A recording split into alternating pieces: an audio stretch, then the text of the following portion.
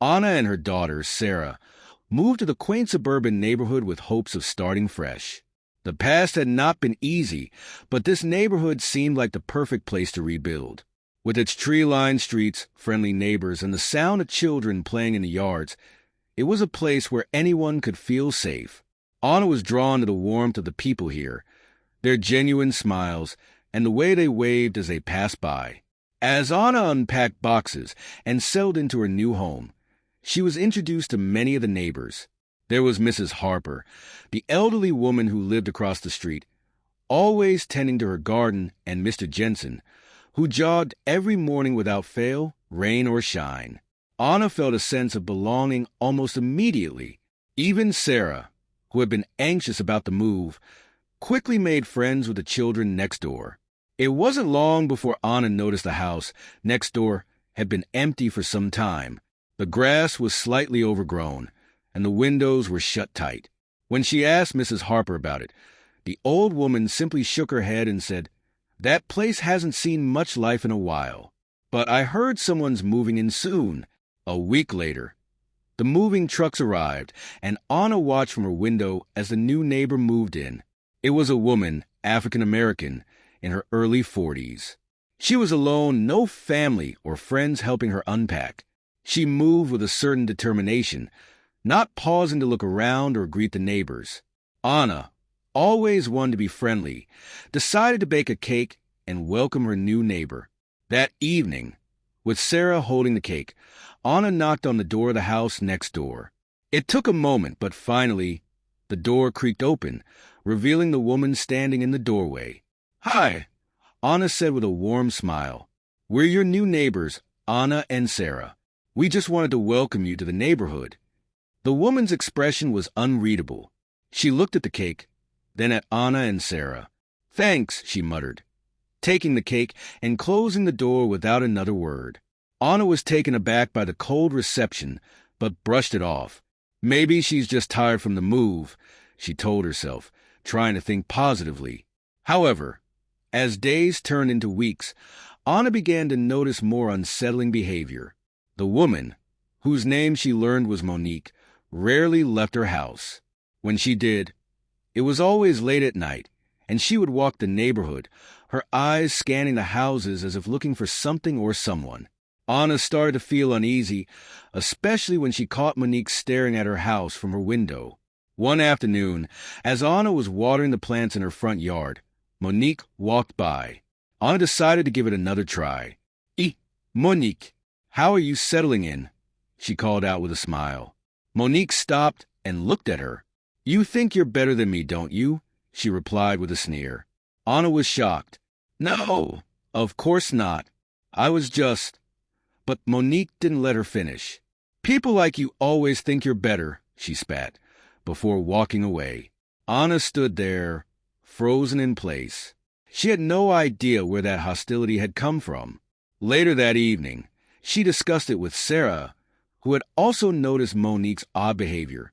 "She's always watching us, Mom," Sarah said, her voice tinged with fear.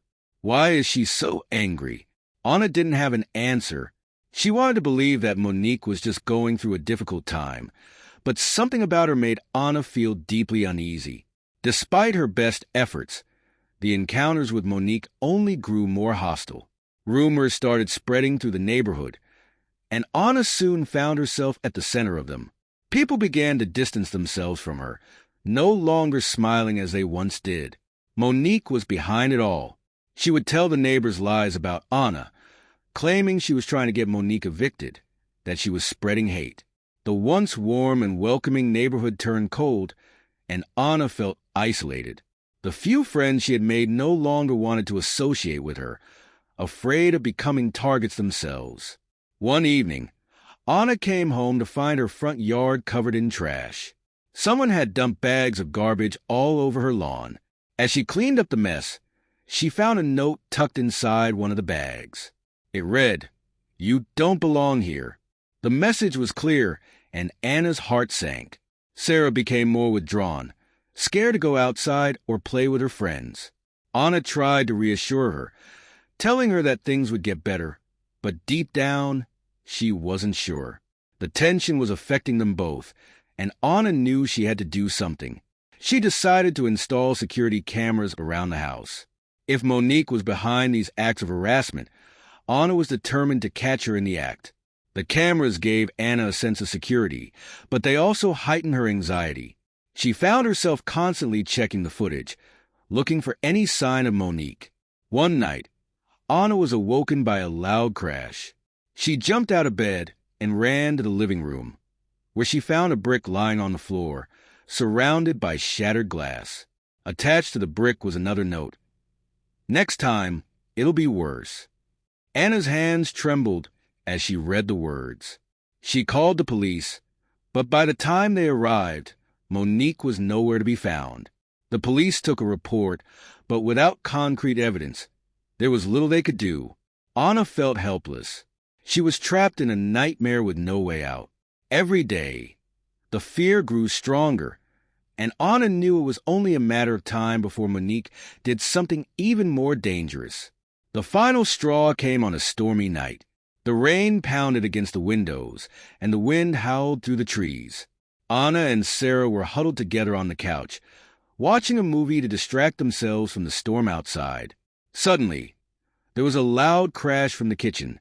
Anna's heart raced as she realized someone was inside the house. She grabbed Sarah's hand and ran to the closet, hiding inside as quietly as they could. Anna dialed 911, whispering into the phone that someone had broken into their home. As they waited for the police to arrive, they could hear footsteps moving through the house. Monique's voice echoed through the hallway. "Where are you?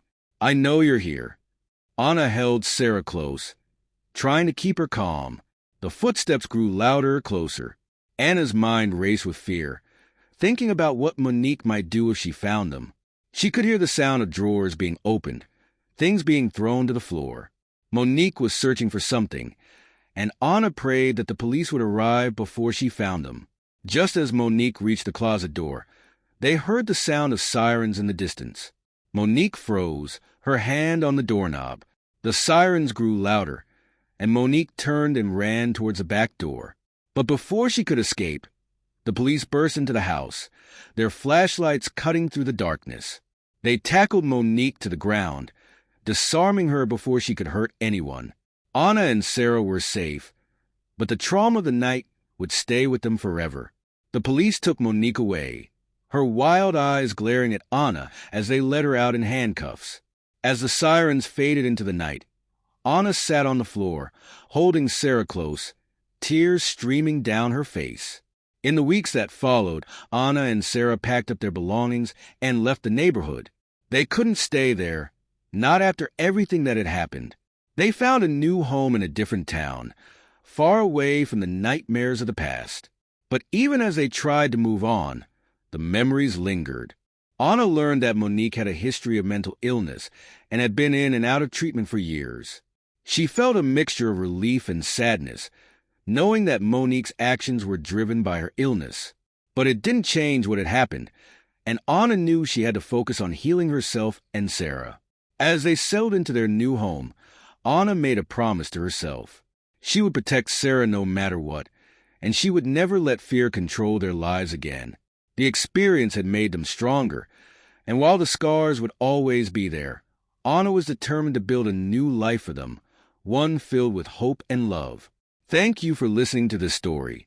If you found it engaging, don't forget to subscribe to the channel so you don't miss out on more stories like this. Every story we share aims to captivate and keep you at the edge of your seat. And now, for those of you who made it this far, please consider subscribing and sharing this video with your friends and family.